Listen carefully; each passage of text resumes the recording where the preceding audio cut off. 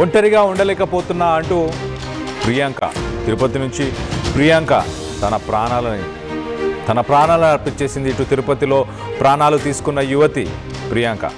Tirupati Alipiri police station పరిధిలోని తిమ్మయ్యనాడు పాలెంలో ఈ ఘటన చోటు చేసుకుంది.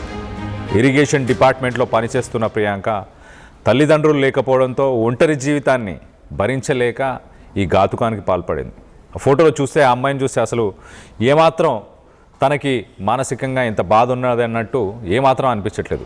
చాలా అందంగా అలాగే చాలా హ్యాపీగా నవ్వుతూ ఆ స్మైల్తో పాటు ఉన్న ఆ ప్రియాంక ఇటు ఒక గవర్నమెంట్ జాబ్ చేస్తుంది. ఇరిగేషన్ డిపార్ట్మెంట్లో గవర్నమెంట్లో ఒక మంచి జాబ్ సంపాదించింది. అంతా బాగానే ఉంది లైఫ్లో. కానీ తన ఫ్యామిలీ తనతో లేదు, తన తల్లిదండ్రులు లేరు, తనకంటూ ఎవరు లేరు అన్న బాధతో మొత్తానికైతే తన ప్రాణాలు తీసుకున్నట్టు తెలుస్తుంది. సో ఒక్కసారి మనం ప్రియాంక ఇమేజ్ని ఆ ఫోటోని మనం చూడొచ్చు. చాలా క్లియర్గా హ్యాపీగా కనిపిస్తుంది, అందంగా కనిపిస్తుంది. తను మరి తల్లిదండ్రుల మీద తల్లిదండ్రుల నుంచి వచ్చే ఆ ప్రేమని మిస్ అవుతుందా? దానివల్లే ఇలాంటి ఒక డెసిషన్ తీసుకుందా? తను పెళ్లి చేసుకున్న తనకంటూ ఒక సొంత ఫ్యామిలీ ఉండేది కదా.